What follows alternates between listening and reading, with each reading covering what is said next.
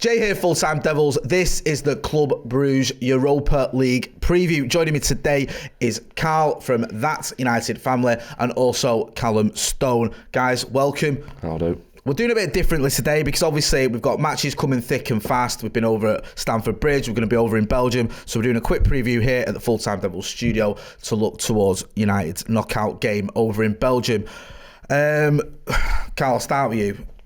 Good result against Chelsea, massive result, and despite Mino Raiola's best efforts, everyone's pretty positive. If you look at the game against Chelsea, in many ways it couldn't have gone much better. Martial got a goal, he's been under a little bit of pressure. Wan-Bissaka set it up, he's been criticised for his crossing, he played well. How important do you think it is to take that positivity and try and build a bit of momentum over in Belgium? Yeah, no, I think obviously we have a poor result on Thursday. It's going to take away from the momentum, like you say. But I don't know. It's one of them games where it's difficult to call because they're not rubbish. I know it's the Belgian league and I know it's only Bruges, but you can't take it as like, oh, it's only Bruges. You can't do that. Now, so we beat Chelsea yesterday. We need to now move on to Thursday and carry momentum on, I reckon. It would be nice to get a little bit of momentum, wouldn't it, Karl? Because we've struggled with that this season. We had do you remember the back-to-back wins we had over Spurs and City? Yeah. When, not me and you, obviously, because we're more sort of, reserved and intelligent, got carried away and thought, this is it.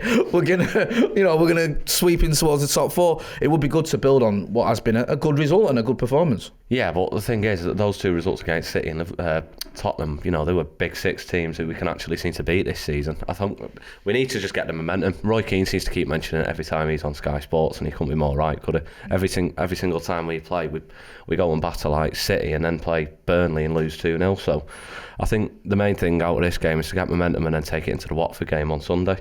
But Bruges aren't no mean feat, you know what I mean? They're not, like Karl said, it's only the Belgian league, but they are a decent team and they've given us a few good goals in the past few years. So, let's not take them lightly. I don't know how weak the team will be on Thursday, especially with the game yesterday. It's a bit of a shame that they're so quick, the two games coming together. Only a couple of days rest, especially with an away first leg. But it's not like the authorities to help United at all, is it? So we just have to wait and see. Well, you're right about the fixtures coming thick and fast, Karl, and Ollie sort of mentioned the fact after the Chelsea game that he didn't get it. He didn't understand why, when you've got a game on the Thursday, you've had this winter break, to have a big break and then have a game on the Monday night against Chelsea and then have your Thursday game, it doesn't make much sense.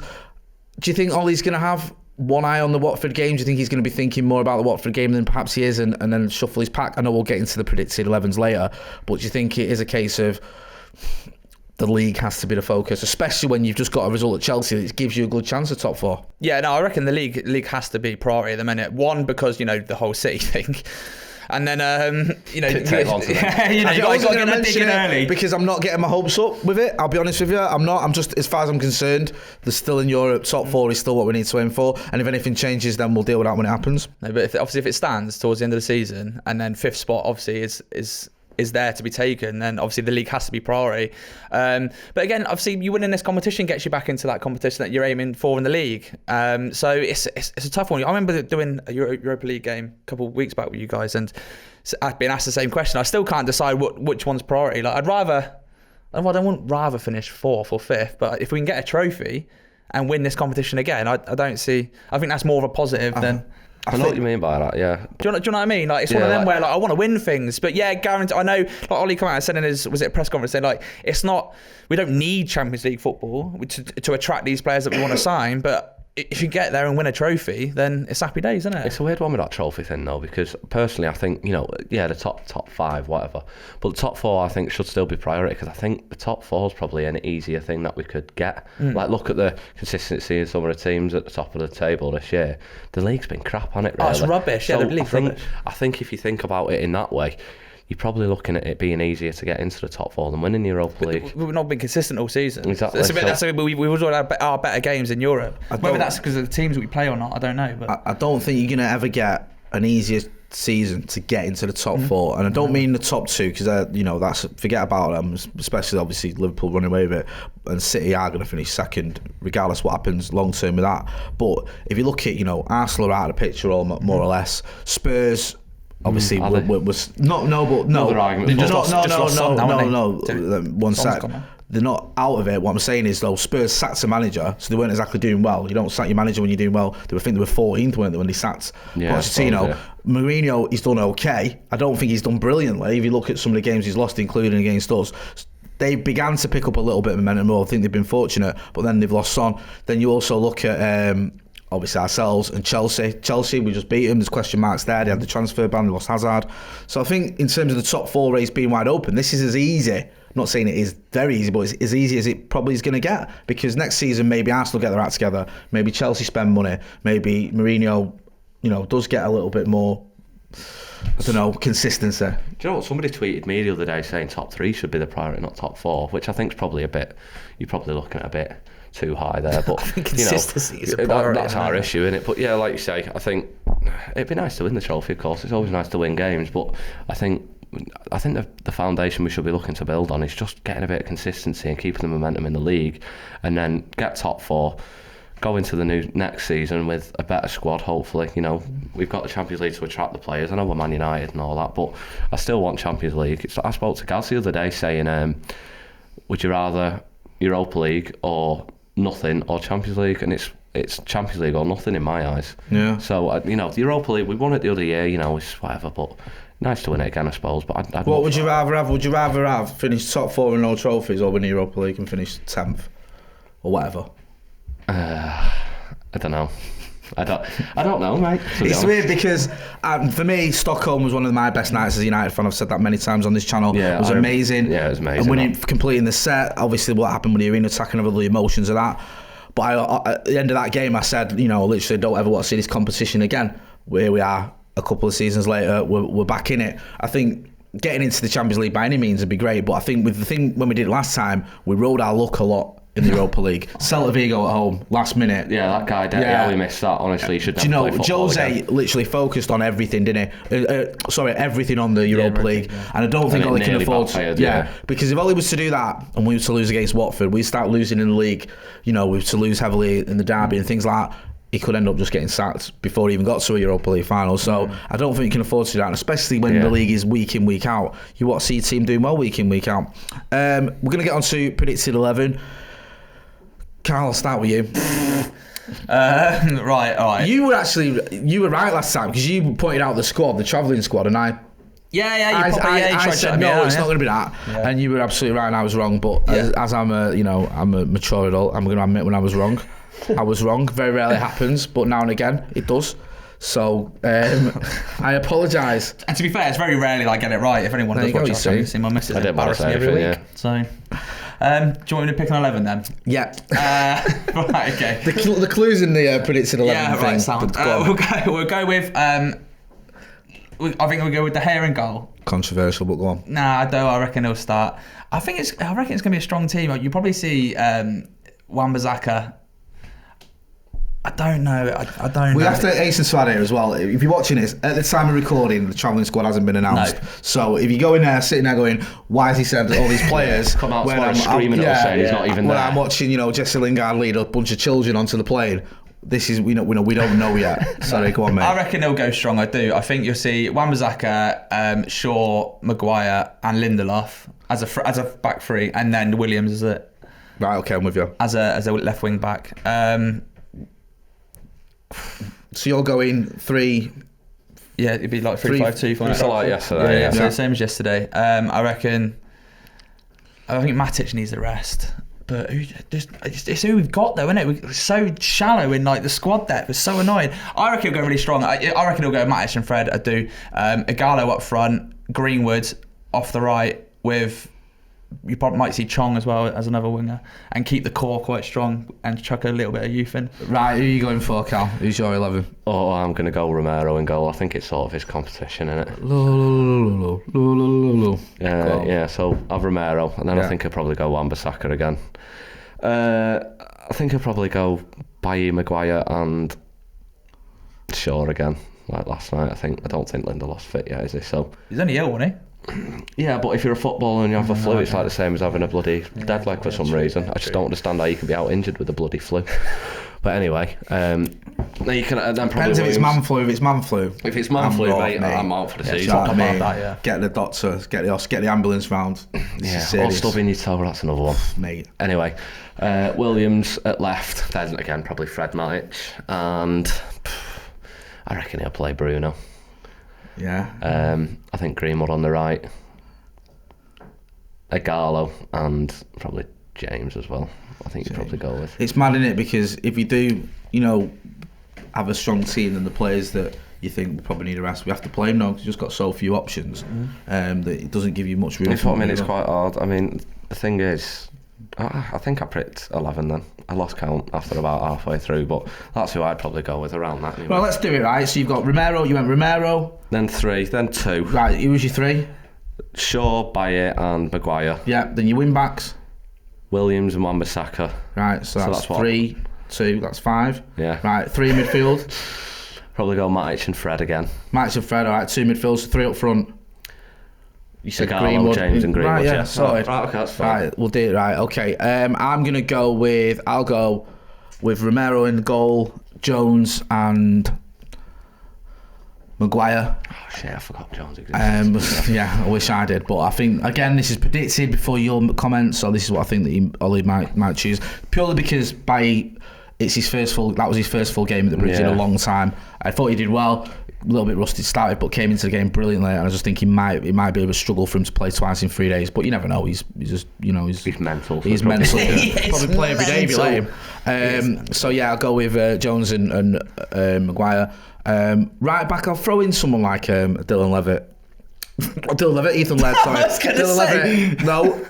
Getting ahead of myself. I'll throw in at Ethan Laird. I don't know if he's fit. Why not? Let's see if he gives some of the youngsters a chance. I think he might mix it up a little bit. Left back, I'll go with Brandon Williams. I think he can play every week and every day if you let him.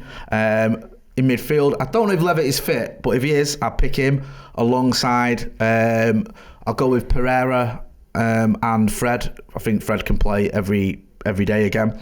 McTominay, there's doubts about him, so I don't know if he's fit. And then for my front 3, I'll go with Mason, Ighalo, and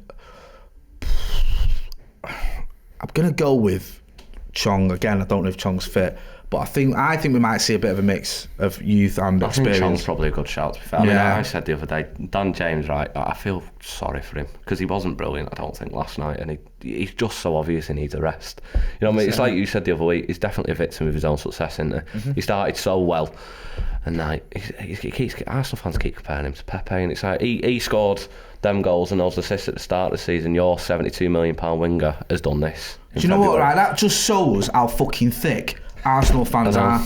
Right? I mean, I'm just like, Daniel James was £15 million with the £3 million in add-ons.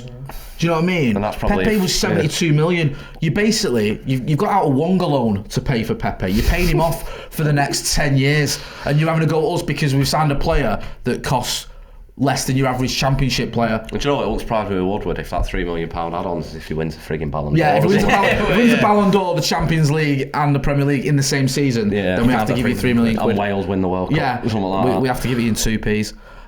Whereas Arsenal, they're just trying to find something to criticise us for, and it's just a nonsense. For 72 million quid, he should be doing a lot more than what he's been doing. But that's another story, and we're not here to talk about Arsenal. Right, here's the question you've all been waiting for, because I know you've been doing your research, especially you, Carl. Well, either of you then. I looked at you and said, Carl. Yeah, I was like, right, I'll start with you, Carl, because I know you like me had done a lot in depth there into Club Brugge. What can you tell us about him? Well, Google is a really good friend of mine. They have Mignolet in that, don't they? Simon Mignolet. Yeah. He's literally my third choice, my third favourite Liverpool keeper. I was going to say, yeah. Behind Jersey Dudek and Karius. Anyway, yeah. To be fair, I know the first in the Belgian league, and I know Standard Liège and Anderlecht are quite big players in that. So fair play to them for being there. They're obviously not. They're not there to be taken. I think United are going to have to work hard to get a result against them. I mean, it's a game we should win, obviously, but I think some fans need to realise it isn't going to be as easy as they might make out, and I think you're probably looking at I think it'll be a lot closer than a lot of people will make out anyway. they've probably got a decent squad at the top of the league by about 9 points as well. Yeah, they've walked out, I should say. Yeah, so they're effectively Liverpool of Belgium, aren't they? So, I think we should, just not take them lightly, basically, and go for it. I think all of us, with the teams we've predicted, have predicted a team that isn't taking them too lightly. I don't think any of us have said that he's going to play complete kiss. So I get where you're coming from. The teams we've predicted definitely should probably beat them. Yeah. A full strength Man United team should batter them. If you had the likes of Pogba and Rashford back, but with the fact that if we did play the likes of Chong and Ethan Laird and that, then that little bit of inexperience could haunt us a little bit, I think. But I think we'll probably do them, but I don't know by how much. That's the issue. Karl, what can you tell us that Karl's not already? There's not much left to say. He's covered it all there, to be fair to the lad. Well, they've got Millier. No, like you say, Anderlecht are actually really poor this season. They're actually 10th. So, and then Genks is second to Bruges. My research wasn't that deep. Well, it's power of Twitter. Look. And it's actually was voted, Bruges, the worst place to visit, I think. The worst place to visit? Yeah. So Webby said. Webby tweeted me. In terms of football, or in terms of just being a shithole, I think. I think there's some people in Merseyside that have a strong opinion about that. True. No, but like you say, they've lost once all season. They're not conceded many goals. They got a couple of talents. They got like the old South African guy who's absolutely electric. His name eludes me, but he's absolutely mint. So they have got threats. I think he's a wide player. They've got threats. I don't think they scored many goals though, because the strikers played like 25 games, only scored like 12. There's 1 and 2, I suppose. But yeah, Villa got Nakamba and Wesley from Bruges. And they've done okay for them this season. So it's what I mean. They've obviously got good players in the ranks. The quality's not going to be too. I say not too much different. But if the players coming out of that team would cope in the Premier League. Yeah, exactly. I know Villa are like fighting relegation or whatnot, but like you said, they've come in and done well for them. Yes, I don't think they're like you say, they can't be taken lightly, and it could be a shock, and obviously that's not what you want when we've just beaten Chelsea again. So I think. Obviously, with my 11 that I went with, I think it will be strong. So I think Ollie will want to do it there, and then at home we can just sort of. That's the better reason. That's where I think if we do a decent job on Thursday, I think you'll see us field a very weakened team in the home leg. Yeah, I think the fact that it's an away game first. I've always preferred away Europeans first. Get that away goal, and then you're all right at home. So I mean, you come away with a 2 or 3-0 win in Bruges, then it's done, isn't it? Do you remember Seville when we drew away from home? I knew that. I thought I don't even want to. Yeah, it's weird that one. Yeah, because everyone was going, all right, we're through, we've done. Yeah. I remember thinking, I'm not into this. That game was joke. Do you know what I mean? It reminded me of years before Munich as well. Remember when they got that goal in the last minute when we had the away leg there first, and Rooney got injured as well in the build-up. That was just the worst 2 minutes of football I think I've seen in a long time, because Rooney got injured, they got the goal. It more or less ended his season, didn't it? And then they obviously went through. It was when we realised Moyes couldn't win us the league that year. No, not that one. Sorry, the season when Jose won it with Inter. Oh, right. Do you remember when Raphael got sent off at Old Trafford? It was just horrible, and Chelsea won the league. I've not got. There's nothing left to add to you guys. You've got it all covered. And I caught it in my phone here. It says Emmanuel Bonaventura Dennis has been earmarked as a potential placement for Jadon Sancho. So he sounds like he's good. Might have to keep an eye on him. But I'm sure whoever's playing at fullback will have him in their pockets. Score prediction, guys. Karl, I'll start with you. What's the score going to be? 2-0 United. 2-0 United. We love that scoreline lately. Yeah. Karl? 3-1 United. 3-1. I'm loving this confidence. I am. Listen, I'm going to go with. Whenever I pick a draw, we usually win, so I'll go with 1-0, which I think isn't too bad, especially depends what team he puts out. If he puts out a fairly weakened team and we don't lose, I think that's okay.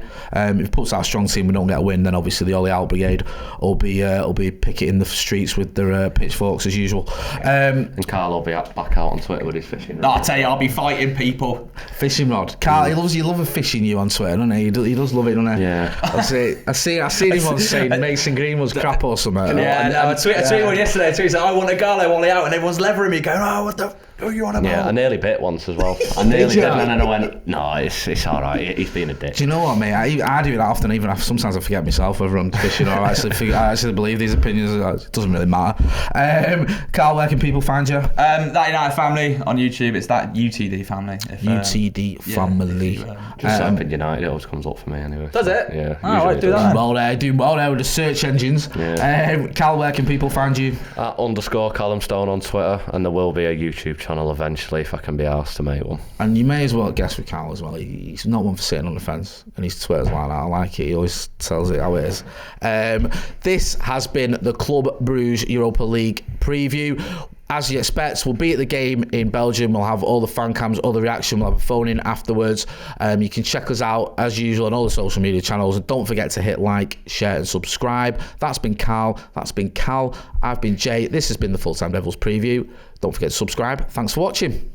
Bye.